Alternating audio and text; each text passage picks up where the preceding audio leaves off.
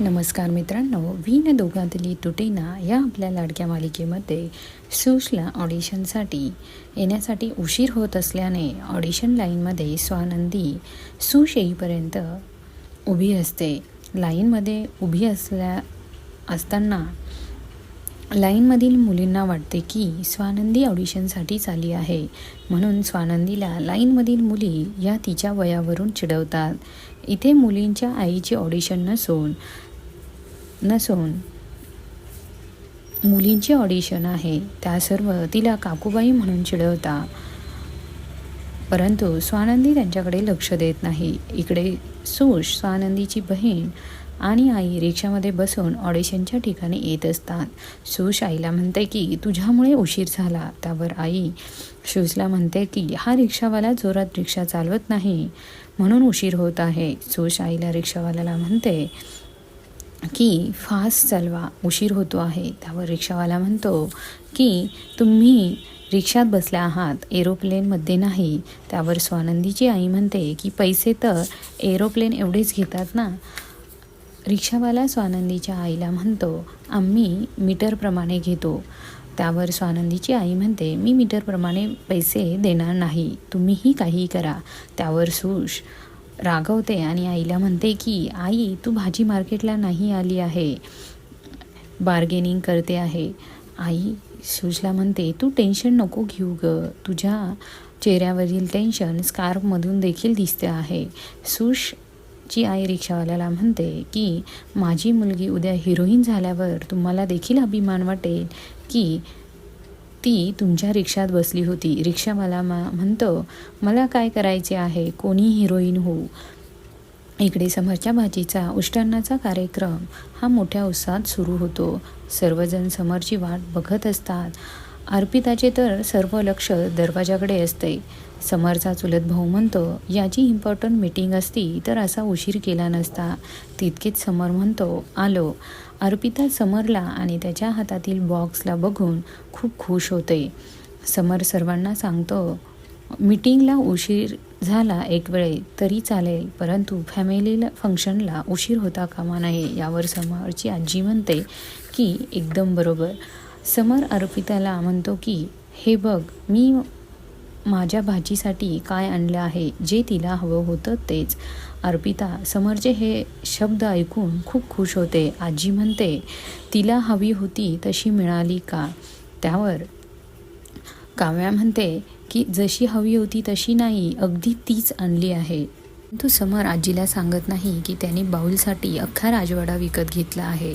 तो म्हणतो आजीला म्हणतो की तिला हवी होती तशीच आणली आहे. तितक्यात आधिरा येते आणि समरला म्हणते की हे काय घातलं आहे, हा ड्रेस चेंज कर, चांगला दिसत नाही. त्यावर समर म्हणतो तूच तर दिला होता.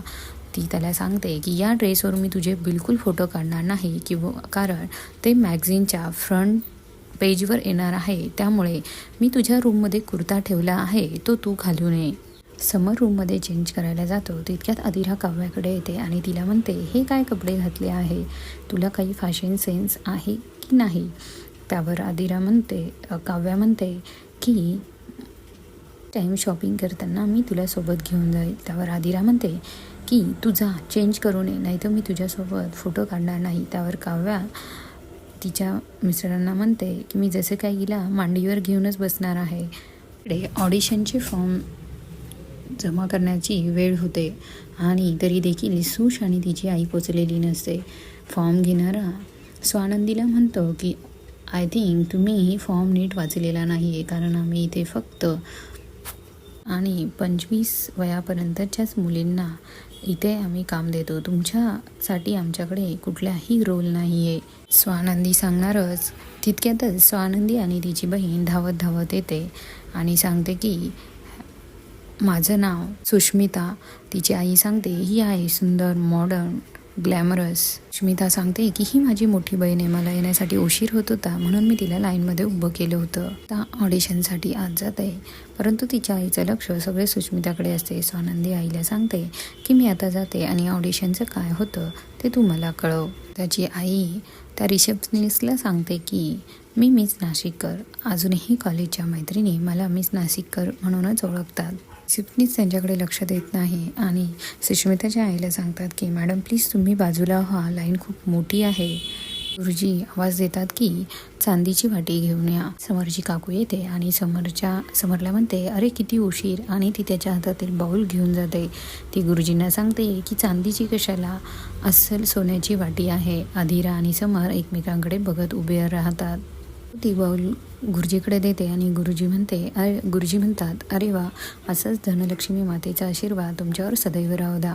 गुरुजी त्या वाटीत दूध घालायला लावतात. अर्पिता त्या वाटीत दूध घालते आणि गुरुजी म्हणतात मामाला बोलवा, कारण हा मान मामाचा आहे.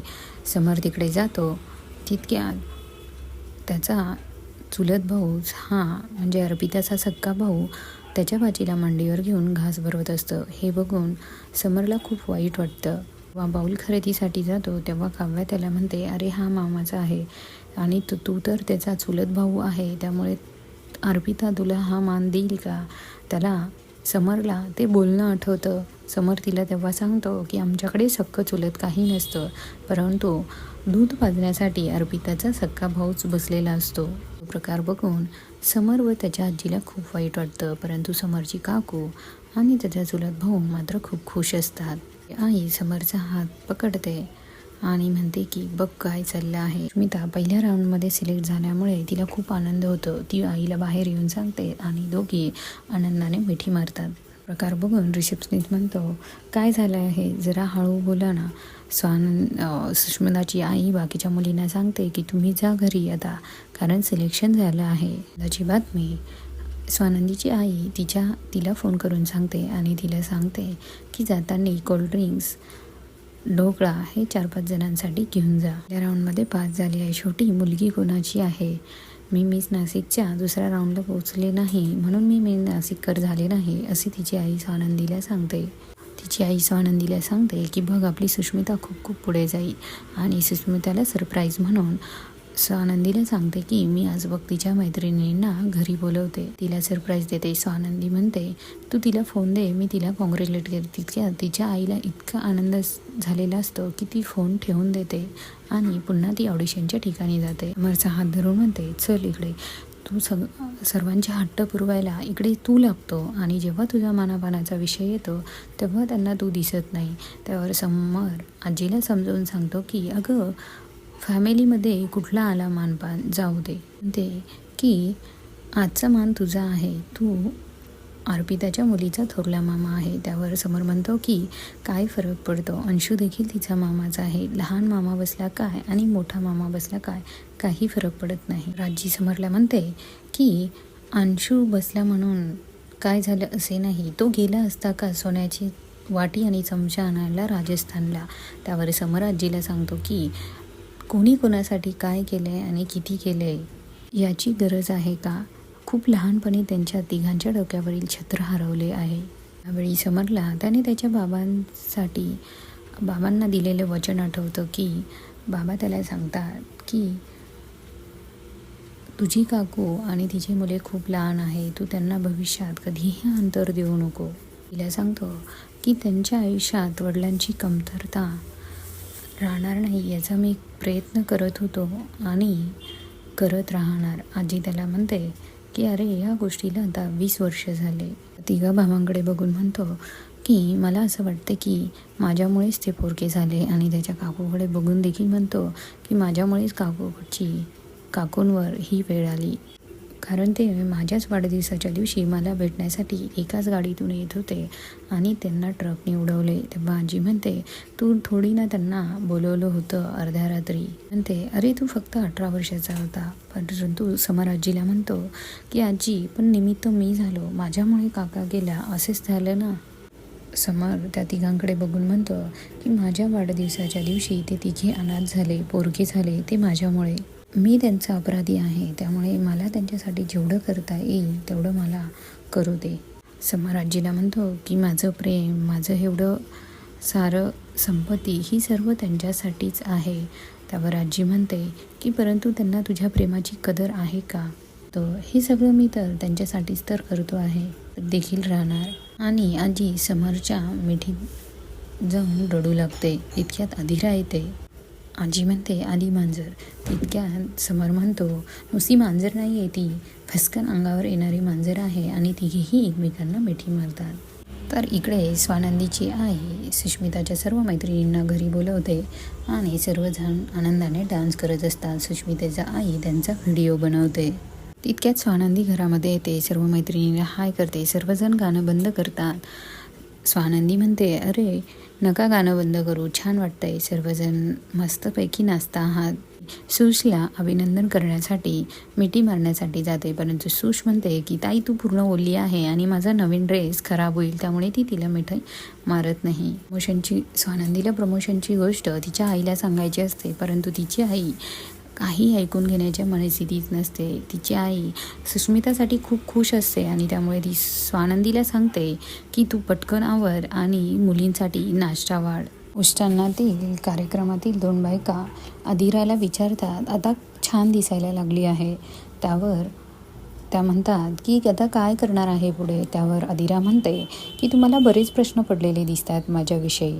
मी म्हटलं मी पुढे जाऊन कास्टिंग डिरेक्टर करणार आहे. अदिरा त्यांना बघून म्हणते नाही मला असं वाटतं लग्नच करावे. त्यावर त्या 2 बायका म्हणतात लग्न. अदिरा म्हणते हो आता तर मी 25 वर्षाची आहे. त्यावर अदिरा परत म्हणते तुम्हाला माहीत आहे का तुम्ही ज्या घरात उभ्या आहात ते कोणाचं घर आहे आणि पुढे जाऊन मला काही करण्याची गरज आहे असं तुम्हाला वाटतं का. आणि त्यांना पुअर पीपल म्हणून ती हिणवते. मग अदिराने दिलेला कुर्ता घालून रेडी होतो आणि आरशात बघतो. त्याला आरशात बघितल्यानंतर त्याच्या बाबांची आठवण होते आणि त्याच्या बाबांना त्यांनी दिलेल्या वचनाची त्याला आठवण होत असते. समरच्या डोळ्यातून अश्रू येतात आणि तितक्यात काव्य आणि तिचं मिस्टर येतात. ते तिला विचारतात की काय झालं. तो म्हणतो काही नाही. तेव्हा काव्य म्हणते समर मला सगळं दिसतं आहे. तू तुझ्या बहिणीसाठी फक्त बाऊलसाठी अख्खा महाल खरेदी केला आणि तुला साधा पाटावर देखील बसवलं नाही. काव्या म्हणते समर तुला माहिती आहे का आम्ही दोघं जेव्हा रात्री घरी जातो ना तेव्हा आमची मुले आमची आतुरतेने वाट बघत असतात आणि ते आम्हाला बिलगतात. अगदी कुत्रेसुद्धा नाचायला लागतात. समरला म्हणते खूप छान वाटतं रे, आपण थकून घरी जातो आणि कोणीतरी आपली वाट बघत असतं. घरी गेल्यानंतर कोणाला तरी मनापासून आनंद होतो. हे हवं असतं रे हे फिलिंग, तुला समजत का नाही. काव्या म्हणते त्यासाठी आपल्या जवळची माणसं असावी लागतात. आहे की माणसे, माझ्या फॅमिलीमध्ये भरपूर माणसं आहे. त्यावर काव्या म्हणते आहेत ना माणसे, खूप माणसं आहे, पण जोडीदार असायला हवा.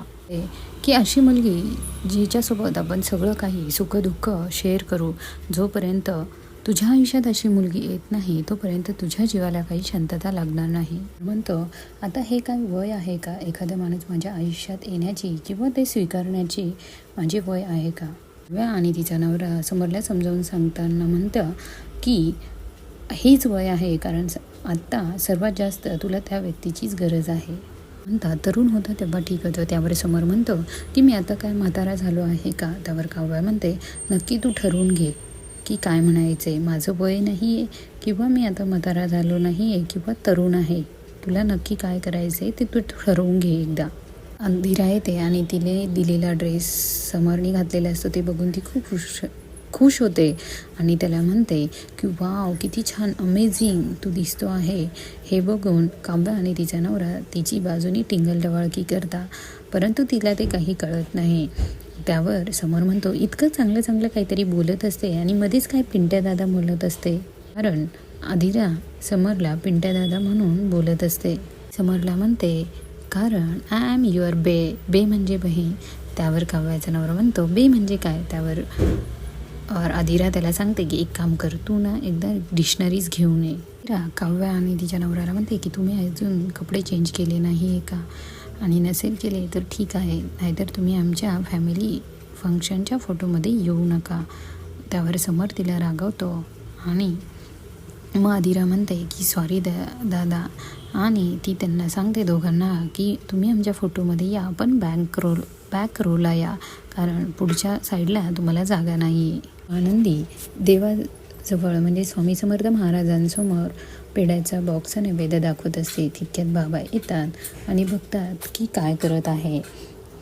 त्यावर बाबा विचारतात, हे काय आहे? त्यावर स्वानंदी बाबांना तोंडावर बोट ठेवते आणि ती बाजूला घेऊन जाते आणि ती बाबांना पेढा भरवत म्हणते की बाबा, आज माझं प्रमोशन झालं, मी मॅनेजर झाले आणि माझी PhD ही कंप्लीट झाली. बाबांना खूप आनंद होतो, अभिनंदन करता आणि स्वानंदी म्हणते, पापा कहते हे बडा नाम करेगा.